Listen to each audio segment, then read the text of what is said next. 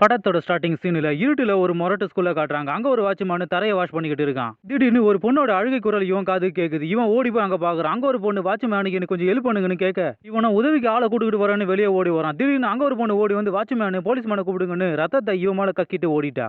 இப்போ அப்படியே கட் பண்ணி ஓபன் பண்ணா ஊர் விட்டு ஊர் வரும் ஒரு அப்பாவும் அவரோட பொண்ணு படிக்க வந்திருக்கா. பேரு ரைலி. அப்பா படிப்பை சொல்லிக் கொடுக்க வந்திருக்காரு. பேரு கிறிஸ். English teacher. இவரோட டார்ச்சர் தாங்க முடியாம இவர் ஒரு பொண்டாட்டி ஓடிட்டா. அம்மா இல்லையான்னு பொண்ணுக்கு ஏக்கம், அப்பனுக்கு தூக்கம். டாடி நான் உங்க பொண்ணுன்னு ஸ்கூல்ல யாருக்கும் தெரியக்கூடாது. தெரிஞ்ச மானம் போயிடும் டாடி.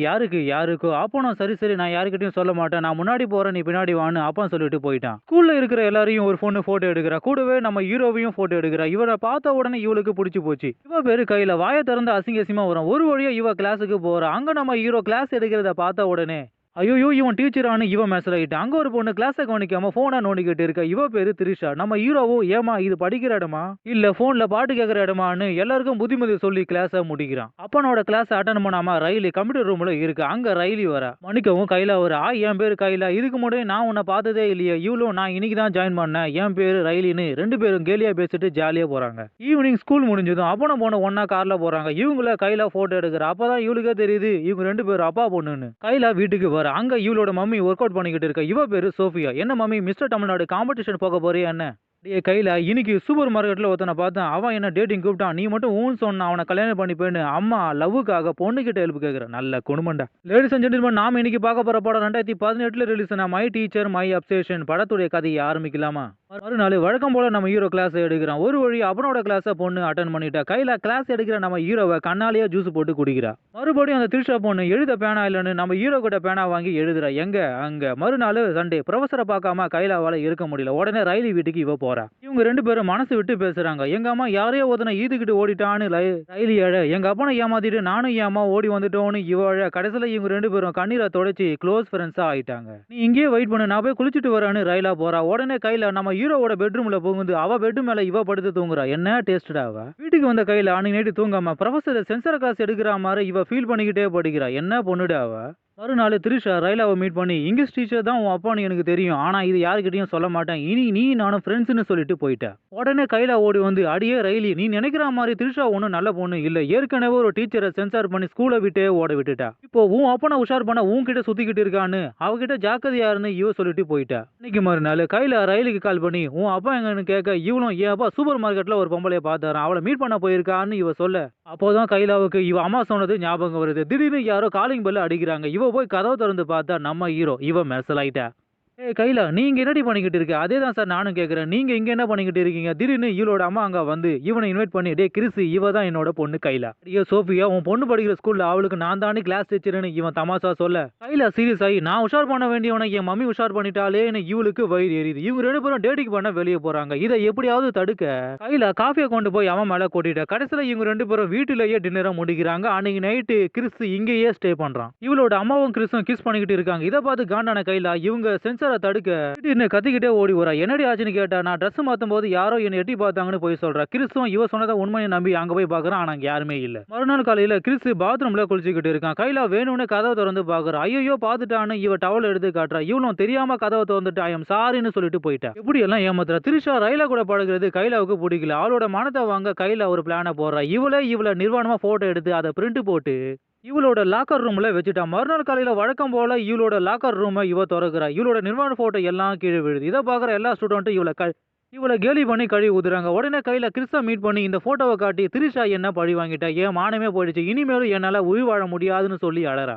இவன் சொல்றது உண்மையை நம்பி திரிஷாவை சஸ்பெண்ட் பண்ணி காலேஜ் விட்டே வெளியே அனுப்புறாங்க. இவளுக்கு என்ன நடக்குதுன்னே தெரியல. எப்படியோ கைலா நினைச்சது நடந்து விட்டது. இப்போ அம்மாவோட லவ்வுக்கு ஆப்படிக்க மறுபடியும் ஒரு பிளான போடுற. அன்னைக்கு நேற்று இவ அம்மா கிறிஸ் கூட டேட்டிங் போக ரெடி ஆகிட்டு இருக்கா. உடனே கைலா மம்மி நீ லவ் பண்ற கிறிஸ் உன் அம்மாவுக்கு தெரியாம என் கூட அந்த படுக்கிறியான்னு என் போனுக்கு மெசேஜ் பண்ணிருக்கான் மம்மின்னு அந்த போனை இவ கிட்ட காட்டுற. இதை பார்த்தா மம்மிக்கு பிபி அதிகமாகி உடனே கிறிஸை கூப்பிட்டு டே படுபாவி நீ நல்லவன் நினைச்சுதான்டா உன் கூட பழகுன. ஆனா நீ என்ன லவ் பண்ணிட்டு என் பொண்ணை பி பண்ண பாக்குறியா? அடியே சோஃபியா உன் போனுக்கு நான் மெசேஜ் பண்ணல.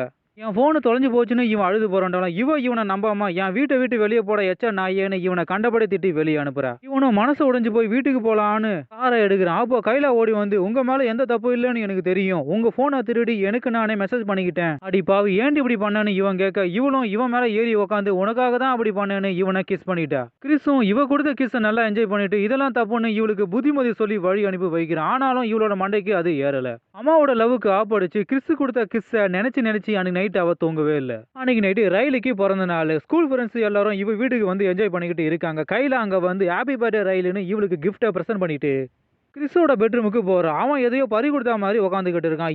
அவனை மெசேஜ் பண்ணி இவனோட ஃபீலிங்ஸை யூஸ் பண்ணி ரெண்டு பேரும் சட்டையை கழுவி போட்டுட்டு சென்சார் பண்ணி ஃபீலிங்ஸை ஷேர் பண்ணிக்கிட்டு இருக்காங்க. திடீர்னு ரயில் கதவை திறந்துக்கிட்டு உள்ள வர அப்பா பண்ற லீலைய பொண்ணு பாத்துட்டா. டே தகப்பா என்னோட பார்ட்டி அட்டன் பண்ணியாமா இவ கூட பார்ட்டியா கொண்டாடிக்கிட்டு இருக்கியா நீ எல்லாம் ஒரு அப்பன்னு இவன் மூஞ்சில துப்பிட்டு ஓடியே போயிட்டா. அப்பனும் பொண்ணு பின்னாடியே ஓடி போய் ரயில் நீ நினைக்கிற மாதிரி என் மேல எந்த தப்பும் இல்ல அவ தான் ஏதோ சொல்லி என்ன மயக்கிட்டா அப்படின்னு அப்பா சொன்னாலும் இவ எதுவுமே காது வாங்காம நீ டேடி இல்லடா என்னோட கேடி. ஆனா என் பிறந்த நாளுக்கு ஒரு அப்பனா நல்ல கிஃப்ட கொடுத்துருக்குன்னு அப்பனா எல்லாரும் முன்னாடியும் கழுவி ஊத்திட்டு போயிட்டா. இதுக்கு பேரு தான் கூட்டு வச்சு அசிங்கப்படுது. இப்போ கிறிஸோட மானமே காத்துல பறகுது. மறுநாள் காலையில கிறிஸோட அம்மா மணிக்காவும் கைலாவோட அம்மா கிறிஸ மீட் பண்ணி கிறிஸ பலான்னு ஒன்னு அறிஞ்சு ஏன்டா எச்சப்பையில என்ன லவ் பண்ண என் பொண்ணை போட்டுட்ட.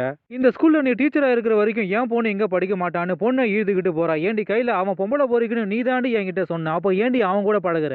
இங்க பாரு மம்மி அவனை நான் லவ் பண்றான் அவன் எனக்கு வேணும் உன் வேலையை பார்த்துட்டு போன்னு அம்மாவே மிரட்டுறா. அப்பதான் அம்மாவுக்கே தெரியுது இவ தான் எல்லா மொல்ல மாதிரி வேலையும் பண்ணிருக்கான்னு. அம்மாவுக்கு எல்லாம் தெரிஞ்சு போச்சு. எங்க த்ரிஷாவோட மேட்டர் ஸ்கூல் முழுக்க தெரிஞ்சு போயிடுன்னு அதை மறைக்க மறுபடியும் ஒரு பிளானா போடுறா. மறுநாள் த்ரிஷாவுக்கு கால் பண்ணி அவளை ஸ்கூலுக்கு வர வச்சு அடிய த்ரிஷா என்னால தாண்டி உன் பேரே நாரி போச்சு என் நிர்வாண போட்டோவை நானே தான் எடுத்தேன் அந்த பழிய ஊமலை தூக்கி போட்டுட்டேன் அப்படின்னு நல்ல புள்ள மாதிரி இவ பேசிக்கிட்டு திடீர்னு இவளை அடிச்சுக்கிட்டு கை காலை உடைச்சுக்கிட்டு ஐயோ த்ரிஷா என்ன அடிச்சிடாதுன்னு இவ கத்துறா. சத்தம் கேட்டு கிறிஸும் அவன் பொண்ணு அங்க ஓடி வராங்க. கையில அவ காப்பாத்துறாங்க. த்ரிஷாவுக்கு என்ன நடக்குதுன்னே புரியல. போலீஸ் ஸ்பாட்டுக்கு வந்து த்ரிஷாவை கைது பண்ணி இழுத்துக்கிட்டு போறாங்க. கைலாவை ஹாஸ்பிட்டல்ல கொண்டு போய் சேர்க்கறாங்க. இவளோட அம்மா ஓடி வந்து அடிய கைலா என்னடி ஆச்சுன்னு கேட்க மம்மி நான் த்ரிஷாவை மீட் பண்ணி நான் தான் எல்லா தப்பும் பண்ணேன்னு அவகிட்ட சாரி கேட்டேன். ஆனா அவ கோவப்பட்டு என்ன அடிச்சிட்டா. நான் உங்களுக்கும் துரோகம் பண்ணிட்டேன் இனி கிறிஸ்து கூட பழக மாட்டேன் மம்மின்னு இவ நல்ல புள்ள மாதிரி நடிக்கிறா. அம்மாவும் இவ சொல்றத உண்மைன்னு நம்பிட்டா.